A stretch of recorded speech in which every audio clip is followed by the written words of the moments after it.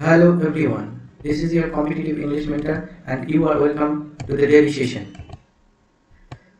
প্রথমে আমরা ভোকাবুলারি আলোচনা করব, তারপরে গ্রামারের একটা কনসেপ্ট থাকবে এবং কোশ্চেন অ্যান্সারের মাধ্যমে আমরা ভিডিওটা শেষ করব। তো প্রথম প্রশ্ন বলেছে যে টিমিডের অপোজিট ওয়ার্ড বের করতে হবে। অপোজিট ওয়ার্ড বের করতে হবে। অপশনসগুলো হচ্ছে প্লাসিড, স্টুপিড, কোর্স, বোল্ড। প্লাসিডটা দেখে নিই। প্লাসিড মানে হচ্ছে শান্ত, স্থির, কাম অ্যান্ড পিসফুল, আর নট ইজিলি ডিস্টার্বড। তো ডিস্টার্বের অপোজিট হচ্ছে প্লাসিড। তো এখানে lake remained placid even during the storm, এমনকি ঝড়ের সময়ও হ্রদটা শান্ত ছিল। সিনোনিম হচ্ছে calm, serene, tranquil, composed. Antonyms হচ্ছে অ্যাজিটেটেড উত্তেজিত, টার্বুলেন্ট অস্থির, রেস্টলেস চঞ্চল, এক্সাইটেড উত্তেজিত। পরের অপশন দেখি। স্টুপিড মানে বোকা, নির্বোধ, ল্যাকিং ইন্টেলিজেন্স। তো এর সিনোনিম হচ্ছে foolish, dull, idiotic, senseless. Opposite হচ্ছে স্মার্ট, ইন্টেলিজেন্ট, ক্লিভার, ওয়াইজ। এটা খুবই সোজা, এগুলো তো সবাই জানো। It was stupid to forget the keys inside the lock car. Lock কারের মধ্যে চাবি ফেলে রাখাটা একটা বোকামিলি নামান্তর। পরে দেখি কোর্স, COARSE। সে পরের অপশন দেখি। স্টুপিড মানে বোকা, নির্বোধ, ল্যাকিং ইন্টেলিজেন্স। তো এর সিনোনিম হচ্ছে ফুলিশ, ডাল। কোর্স স্পেলিংটা খেয়াল করো। Rough in texture or manner. তাহলে কোনো কিছুর টেক্সচারে, পরিতলে হাত দিলে আমরা রাফ, খসখসে যে ভাবটা দেখতে পাই, মসৃণের অপোজিট এটা হচ্ছে টেক্সচারের দিক থেকে। আর ব্যবহারের দিক থেকেও অমার্জিত ব্যবহার করলে তাকে কোর্স বলা হয়। এই দুটো মিনিংয়ের জন্য ব্যবহার করা হয়। সিনোনিম হচ্ছে rough, crude, vulgar, harsh. Antonyms smooth, refined, gentle, polished. তাহলে খারাপ ব্যবহারের জন্য কোর্স শব্দটা ব্যবহার করা হয়। তার অ্যান্টোনিমগুলো হচ্ছে smooth, refined, gentle and polished. Next আসছে বোল্ড। বোল্ড মানে সাহসী, নির্ভীক। She made a bold decision to start her own business. সে নিজের একটা ব্যবসা করার জন্য সে বোল্ড ডিসিশন নিয়েছিল। Synonym brave, ডিয়ারিং, fearless, confident. Antonyms হচ্ছে টিমিড, শাই, হেজিটেন্ট, কাওয়ার্ডলি। তো আমরা এখানে পেয়ে গেলাম যে আমাদের কাঙ্ক্ষিত যে টিমিড শব্দটি, তার অ্যান্টোনিম হচ্ছে বোল্ড। তাহলে এটা আমাদের আনসার হয়ে যাচ্ছে। টিমিড মানে কি? লাজুক বা ভীতু। তার সিনোনিম হচ্ছে shy, fearful, hesitant, meek. Antonym bold, brave, confident, assertive. The timid child hid behind his mother during the performance. পারফরমেন্সের সময় ভীতু শিশুটি তার মায়ের পিছনে লুকিয়েছিল। যাই হোক, এই এতগুলো যে ওয়ার্ডস আমরা দেখলাম, আরেকবার আমি এটাকে ঝালিয়ে নেওয়ার বলবো। দেখো, ওয়ার্ডস রিলেটেড টু কামনেস সম্বন্ধে আমরা যেটা জানলাম, প্লাসিড পেয়েছি, কাম, সিরেন, কম্পোজড, ট্রাঙ্কুইল। তাহলে কাম মানে শান্ত, যেটা not angry, upset or excited. Not angry, not upset, not excited, এরকম বোঝালে। কলোকেশনস হচ্ছে একসঙ্গে যে শব্দগুলো বসে একসঙ্গে ব্যবহার করা হয় তাকে কলোকেশনস বলা হয়। স্টে কাম, শান্ত থাকো। রিমেইন কাম, শান্ত থাকো। কাম ভয়েস, শান্ত স্বর। কাম সি, স্থির সমুদ্র। এগুলো কামটা এই সমস্তর সঙ্গে খুব ভালোভাবে যায়। সিরিনের ক্ষেত্রে আমরা কি দেখতে পাচ্ছি? শান্ত, নির্মল, serene smile, serene beauty, serene environment. Composed, remain composed, সে স্থির বা সংযত দেখাচ্ছে, এরকম। লুক কম্পোজড, একটা সুন্দর মার্জিত উত্তর হলে তাকে কম্পোজড রিপ্লাই বলা যায়। ট্রাঙ্কুইল মানে tranquil life, tranquil country side মানে শান্ত স্নিগ্ধ গ্রাম্য পরিবেশ, তখন সেটাকে আমরা ট্রাঙ্কুইল কান্ট্রি সাইড বলবো। ট্রাঙ্কুইল মাইন্ড, যে মনের মধ্যে কোনো উদ্বেগ নেই, অশান্তি নেই, এমন একটা mind. Words related to disturbance, ঠিক অপোজিটটা অ্যাজিটেটেড।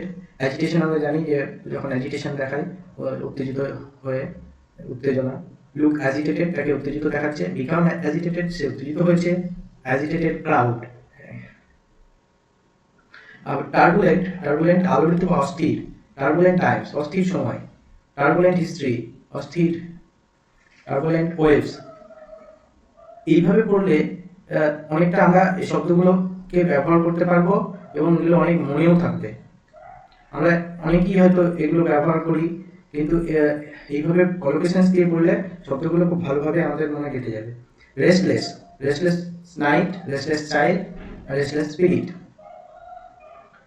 তোমরা জানাবে যে এইরকম ভাবে কি তোমরা যে ভোকাবুলারিগুলো অলরেডি পড়ে এলাম, সেগুলো আরেকবার রিক্যাপ করার জন্য করলে ভালো হয় নাকি বাদ দিলেই ভালো হয়? তোমরা একটু কমেন্টে জানাবে। এক্সাইটেড হচ্ছে feeling great enthusiasm or eagerness. Collocations: get excited, feel excited, excited voice. Roughness এর জন্য আমরা কি ব্যবহার করি?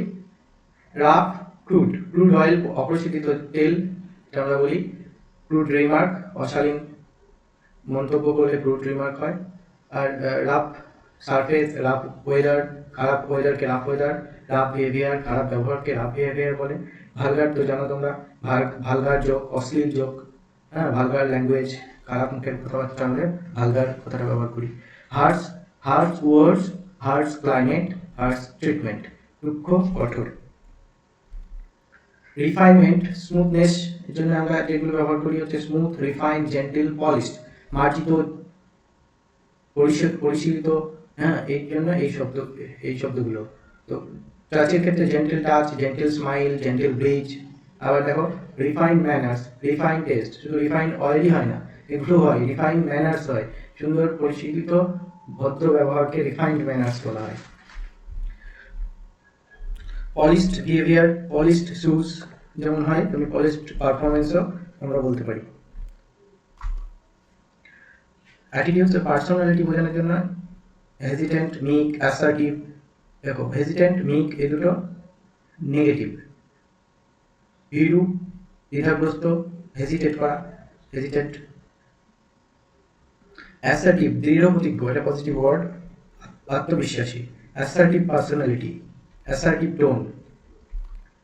তো এবার আমাদের গ্রামার সেশন। দেখো আমি প্রথমে একটা প্রশ্ন নিয়ে এসেছি, she gave me many good advises. কি করতে হবে? কারেক্ট সেন্টেন্স, তিনটে ভুল আছে, একটা ঠিক আছে, তো ভুলগুলোকে বাদ দিয়ে ঠিকটা বের করতে হবে। She gave me many good advises, এটা কি ঠিক হবে? দেখো অ্যাডভাইসেস এই শব্দটা হচ্ছে আনকাউন্টেবল নাউন। অ্যাডভাইসেস হবে না, অ্যাডভাইস। আনকাউন্টেবল নাউনের সঙ্গে আমরা মেনি ব্যবহার করতে পারবো না, আমরা অ্যান্ড ব্যবহার করতে পারবো না, আর আমরা অ্যাডভাইস আনকাউন্টেবল নাউনকে প্লুরাল করতে পারবো না এস বা ইএস যোগ করে। এই কারণে আমাদের এখানে মেনিটা বাদ যাবে, অ্যাডভাইসটাও। তাহলে দেখো এটা আমাদের একটা ভুল সেন্টেন্স, ঠিক করতে হবে। She gave me much good advice, মেনির জায়গায় মাচ হয়ে যাবে, অ্যাডভাইসেস কেটে গেছে। তারপরটাও I have a luggage in my room, আমার রুমে একটা লাগেজ আছে। তো লাগেজ এটাও আমাদের আনকাউন্টেবল নাউন, লাগেজও বলা যায় না। তো এই লাগেজের জন্য আমরা এ ব্যবহার করেছি এখানে, এটা হবে না, এটা বাদ দিয়ে লিখতে হবে I have luggage in your room, sorry in my না, ইন ইউর রুম, তোমার রুমে। ওখানে বোধহয় মাই লেখা ছিল, যাই হোক, I have luggage in your room, আমার লাগেজটা তোমার রুমে রয়েছে। Please give me some information about the college. দেখো ইনফরমেশনটাও আনকাউন্টেবল নাউন, তো তার সঙ্গে সাম ব্যবহার করা যায়। সাম একটা ফ্লেক্সিবল কোয়ান্টিফায়ার, এটা কাউন্টেবল এবং আনকাউন্টেবল দুই ক্ষেত্রে ব্যবহার করতে পারবো। এখানে কোনো অ্যান এর ব্যবহার নেই, কোনো প্লুরাল করা হয়নি, একদম ঠিকঠাক আছে, এটা আমাদের সঠিক answer. He has 3 furniture in his office, এটা কি? ওইটাও সেই ফার্নিচার শব্দটা নিয়ে, সব ফার্নিচার আনকাউন্টেবল নাউন। তো এই আনকাউন্টেবল নাউনের সঙ্গে আমরা 3 কাউন্টেবল কোনো নাম্বার আমরা ব্যবহার করতে পারি না। আবার ফার্নিচারের সঙ্গে এসও লাগাতে পারি না। যদি 3টে ফার্নিচার নিতে হয় তাহলে 3 আইটেমস অফ ফার্নিচার দিতে হবে। দেখো যে আমরা যেটা বলছিলাম যে আনকাউন্টেবল নাউনের সঙ্গে আমরা প্লুরাল করতে পারবো না, তাকে এস বা এস লাগিয়ে। ইনডেফিনিট আর্টিকেলস এ অ্যান্ড, এগুলো আমরা বসাতে পারবো না। আর কি ব্যবহার করতে হবে? মাছ, সাম এই দুটো ব্যবহার করতে পারবো, এই দুটো কোয়ান্টিফায়ারকে ব্যবহার করতে পারবো। মেনি, ফিউ, এ ফিউ এগুলো বসাতে পারবো না। সে থ্রি আইটেমস, থ্রি পিসেস এরকম করে বলতে হবে। বা রুটি, ব্রেডটাও আমাদের একটা আনকাউন্টেবল নাউন, তখন থ্রি লোভস অফ ব্রেডস বলতে হবে, থ্রি লোভস অফ ব্রেড বলতে হবে। তো কোনগুলো আনকাউন্টেবল নাউন, এই জন্য একটা আমাদের কম্পিটিটিভ এক্সামে যে আনকাউন্টেবল নিয়ে পরীক্ষকরা খেলে, সেই রকম কিছু শব্দ আমি এখানে দিয়েছি। এই কটা খাতায় নোট করে পড়ে রাখবে। Advice, information, equipment, evidence. Money, machinery, mischief. Material, bread, food, furniture, fuel.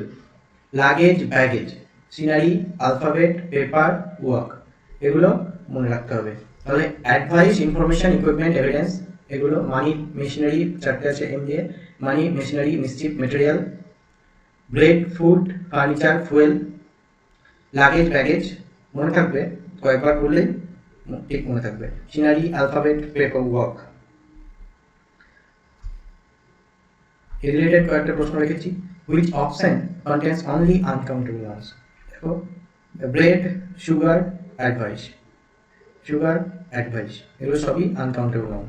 এখানে চেয়ার, রাইস, লাগেজ আছে, লাগেজ আনকাউন্টেবল, রাইস আনকাউন্টেবল, চেয়ারটা countable. Book countable noun, information uncountable, ক্যাটটা হচ্ছে কাউন্টেবল নাউন। ইকুইপমেন্ট, অ্যাপেল আছে এখানে, অ্যাপেলটা countable noun, equipment uncountable noun. তাহলে আমাদের উত্তর হয়ে যাচ্ছে ব্রেড, সুগার, অ্যাডভাইস এগুলো সব uncountable noun. Which petitive expressions is correctly paired with its uncountable noun? কোনটা ঠিক করে পেয়ার করা হয়েছে? পেয়ার অফ রাইস না, এই বোল অফ রাইস বলতে পারি আমরা। এ পিস অফ মিউজিক এটা ঠিক আছে। স্লাইস অফ অ্যাডভাইসেস এ হাস্যকর একটা দিয়েছে। স্লাইস অফ ব্রেডস হয়। এ বার অফ চেয়ার্স কি দিয়েছে জানি না, তাহলে এ পিস অফ মিউজিক এটা ঠিক আছে। All of the following are uncountable nouns except, সবগুলোই আনকাউন্টেবল, শুধু কোনটা নয় দেখো। মানি, হ্যাঁ uncountable. Bread uncountable. News, yes নিউজও আনকাউন্টেবল। প্রুফটা কাউন্টেবল নাউন। তাহলে এটা অ্যান্সার হয়ে যাবে। আমরা জানি প্রুফ এটাকে প্লুরাল করতে গেলে শুধু এস লাগাতে হয়। এফ বা এফি থাকলে কি করি আমরা, ভি এস লাগাই, কিন্তু এখানে এফ এর আগে ডবল ও আছে, ডবল ভাওয়েল আছে, সেই জন্য এটা এস হয়ে যাবে শুধু প্রুফস। তাহলে এটাকে প্লুরাল করা যায় যখন, এটা countable noun. Identify the option in which a quantifier is incorrectly used. Quantifier কোথায় ইনকারেক্টলি ইউজ করা হয়েছে? ওই যে মেনি, মাচ, সাম, ফিউ, লিটল এগুলো হচ্ছে কোয়ান্টিফায়ার। আনকাউন্টেবল নাউনের উপর একটা ডিটেল ভিডিও আমি বানাচ্ছি। তো দেখো, a few books are required for the course. A few books countable নাউনের সঙ্গে ফিউ যায়, একদম সঠিক আছে। Much sugar is bad for health. Sugar uncountable noun, তার সঙ্গে মাছ যায়, মাছ একদম ঠিক আছে। এ লিটিল ফ্রেন্ডস, দেখো বন্ধু কাউন্টেবল নাউন ফ্রেন্ডস, সেই জন্য এ লিটিল হবে না, এ ফিউ বসাতে হবে। তাহলে এটা আমাদের অ্যান্সার। এটাও দেখে নিই একবার। সেভারাল ডকুমেন্টস ওকে। চলো র্যাপিড কোশ্চেন আনসার সেশন করে আজকের মতো ইজি রাখবো। He is good dash mathematics. এখানে চোখ বন্ধ করে অ্যাট বসাতে হবে, কোনো বিষয়ে ভালো হলে good at mathematics, good at English etcetera. She burst dash tears after hearing the news. খবরটা শোনার পরে সে কান্নায় ফেটে পড়ল। burst into tears হবে, কান্নায় ফেটে পড়া, burst into tears। ফ্রেজটা মনে রাখবে, burst into tears। He ran dash an old friend at the mall. সে মলে একটা ওল্ড ফ্রেন্ডের সঙ্গে কি সাক্ষাৎ হলো, তাই তো সাক্ষাৎ হওয়া হবে। তাহলে ran into মানে হঠাৎ কারোর সঙ্গে দেখা হয়ে যাওয়া, অ্যাক্সিডেন্টালি কারোর সঙ্গে দেখা হয়ে যাওয়া, এটাকে ran into বলা হয়। ran into surprise meeting or travel। ran out of মানে নাথিং লেফট। run over মানে গাড়ি চাপা দেওয়া। আর run by ask for feedback। run up মানে build up cost or debt, debt debt। The manager is responsible for its performance. Responsible পরে ফরই বসে কোনো কাজের জন্য কিছুর জন্য কাউকে দায়ী করা। She gave dash smoking last year. সবাই জানে এটা, তোমরা সবাই পারবে। gave up smoking, gave up মানে ত্যাগ করা, ছেড়ে দেওয়া। She is fond dash classical music. Say classical মিউজিকের ভক্ত। fond of appropriate preposition. The teacher called dash student to answer. called on visit করা, ডেকে পাঠানো, এটা হচ্ছে called on.